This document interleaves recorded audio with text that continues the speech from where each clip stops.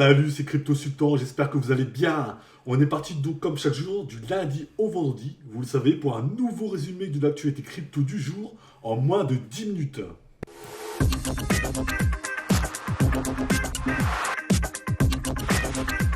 Get funky.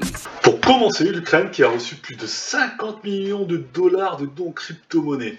Donc dans des cryptos un peu différentes, Ethereum, Bitcoin.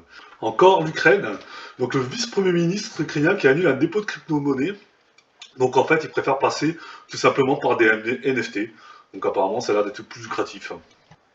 Infura d'Ethereum, donc la passerelle qui permet de communiquer avec le réseau Ethereum, qui est notamment utilisé par MetaMask.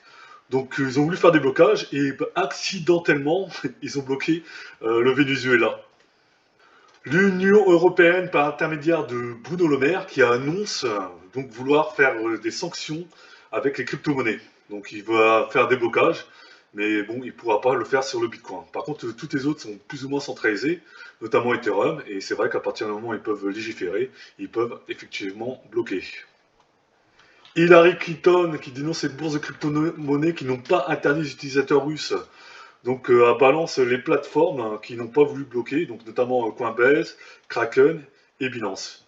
Donc il justifie cela que en fait c'est complètement contraire à la mentalité de la blockchain. Donc une totale liberté qui ne soit pas contrôlée par les États ou des entreprises.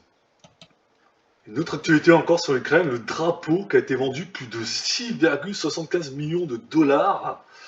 Donc le drapeau ukrainien, tout simplement. La plateforme de marché OpenSea qui bloque l'Iran, notamment par rapport aux sanctions américaines. Donc c'est vrai que c'était pas encore fait là-dessus, sur cette catégorie de sanctions. Et par la suite, je pense qu'ils vont faire aussi la Russie. Les enthousiastes du Dogecoin qui envoient des Doge en Ukraine. Donc apparemment par rapport aux frais qui sont moins élevés. Donc le marché des NFT qui se refroidit, notamment au mois de février, qui a ralenti.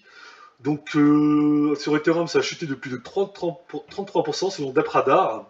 Par contre, Avalanche a augmenté son volume au mois de février. Ailleurs, la plateforme de Michael Jordan qui lance ses premiers NFT, notamment 6 NFT qui permettront de faire de la gouvernance et les fondateurs du lancement du projet. Nous continuons la météo du Bitcoin du 3 mars 2022.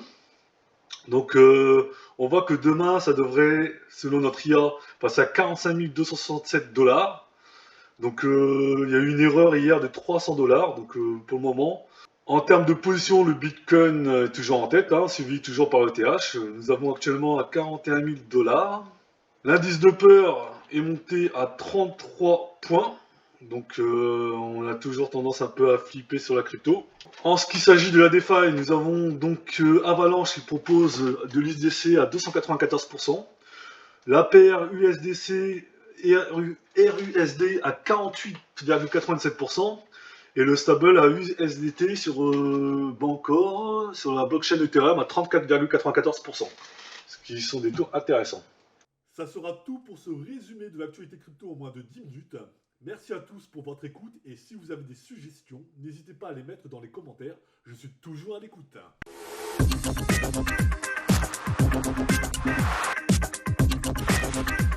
Get funky.